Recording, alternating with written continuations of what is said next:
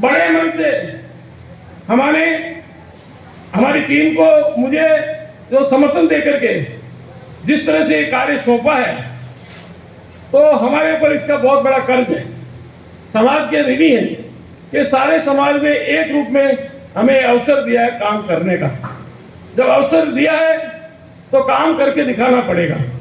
काम करके नहीं दिखाएंगे तो पहले की जो प्रतिष्ठा है वो भी कम हो जाएगी। इसलिए मैं पुनः हर मीटिंग में कहता हूँ, आज भी आपको वादा करता हूँ कि आप लोगों ने विश्वास प्रकट किया है, आप लोगों ने पूरा दायित्व दिया है, तो उस दायित्व का सारे पदाधिकारियों को आपको साथ लेकर के पूरी ईमानदारी से निर्वाह करते हुए सदन का चहुमुखी विकास करेंगे। ये पुनः आपको विश्वास दिलाना चाहता हूँ। आपको परिलक्षित हो रहा होगा, हम कर रहे हैं नहीं कर रहे हैं उसका आपको परिलक्षित भी हो रहा होगा। हमने सारे भवनों में पहले बैठक में शुरू हुआ था विषय कि भाई नए भवन बनावे चाहे नहीं बनावे, लेकिन जो संस्थाएं हमारी चल रही है, जो भवन हमारे चल रहे हैं, वो अगर नाकाबिल हो रहे हैं, एक नाथद्वारा का भवन बाद में नया बना उसको छोड़ करके जो नाकाबिल हो रहे हैं उनको ठीक करें। सबसे पहले पुराने भवनों को ऐसा करें ताकि लोग ठहर सकें, और हमारे भवन के प्रति जो ये आस्था बन गई है कि भाई अब तो सेवा में क्या शादी करें, वो तो धर्मशाला की तरह हो गया, उसको ठीक करना जरूरी,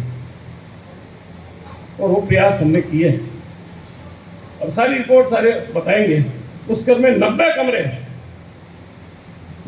हमारे मधुसूदन जी की देखरेख में इतने शानदार तैयार हो गए कि कोई ये नहीं कह सकता कि मैं इस कमरे में रुकूं, चाहे बराती हो और चाहे दिन का बाप। और ये स्थिति सारे भवनों में होगी।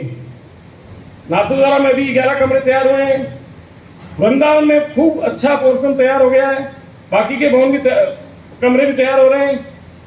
सभी भवनों में हम नवीनीकरण कर रहे हैं, और आने वाले समय में समय लगता है, तोड़ फोड़ में नए भवन बनाने से ज्यादा समय लगता है। धन की प्रॉब्लम नहीं है। धन के लिए हमने शुरू से कह दिया कि किसी भी दानदाता से, चूंकि उसने कमरा दे रखा है और उस कमरे को रिपेयर कराने के लिए, उसको सुंदर बनाने के लिए दानदाता से धन नहीं मांगेंगे। पहले उनके पिताजी ने उस जमाने में 40,000 दिया होगा, 11,000 दिया होगा, या 1100 में भी कमरा बना होगा। आज हम उनसे 1100 के कमरे देने वाले आदमी से 2.5 लाख रुपया मांगे तो ये बिल्कुल ठीक नहीं है। उस समय 20 रुपए तोला सोना बिकता था। तो हमने इसलिए सर क्या कार्यक्रम रहा आज? भैया आप बहुत समय से देख रहे हैं, ये अखिल भारतीय मैत्री सेवा जो संस्था है वो मैत्री समाज की एक अनूठी संस्था है। हमारा समाज धन की वर्षा करता है और उसके माध्यम से समाज मानव मात्र की सेवा करता है। उसमें लगे हुए लोगों का मेला था, जो अपना काम छोड़ करके, इतने संपन्न लोग, इतने व्यवसायी लोग जिनके लाखों रुपए रोज का नफा नुकसान होता है, ऐसे लोग यहाँ चल करके महाराष्ट्र से लेकर के, गुजरात से लेकर के, मुंबई से लेकर के, राजस्थान के सारे लोग आज इस बैठक में आए।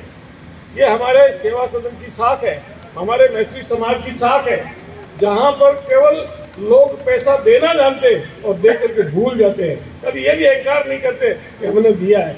इस तरह के लोग हमारे समाज के, उसकी आज प्रबंध कार्यनीतिक बैठक थी, इतनी महत्वपूर्ण बैठक थी कि लोग सब भाव विभोर हो रहे थे, और अभी हम होली का आनंद ले रहे थे, आप सब देख रहे हैं। और ऐसा आज की बजट में हमने अगले 12 महीने में किए जाने वाले व्यय की जो लेखा जोखा पेश किया है और जो प्रस्तुति की है कि हम इतना खर्च करेंगे, उसमें हमने आज 70 करोड़ रुपए आने वाले वित्तीय वर्ष में खर्च करने की योजनाएं कार्यकारिणी के सामने पेश की है और कार्यकारिणी ने उसको स्वीकृत किया है।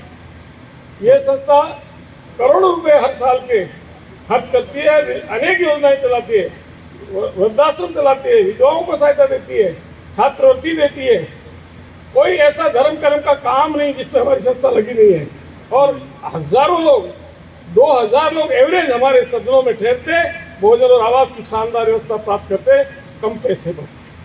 और ऐसा नहीं है मैत्री समाज के लोग ही ठहरते, बनाता मैत्री समाज है, ठहरता आम समाज है।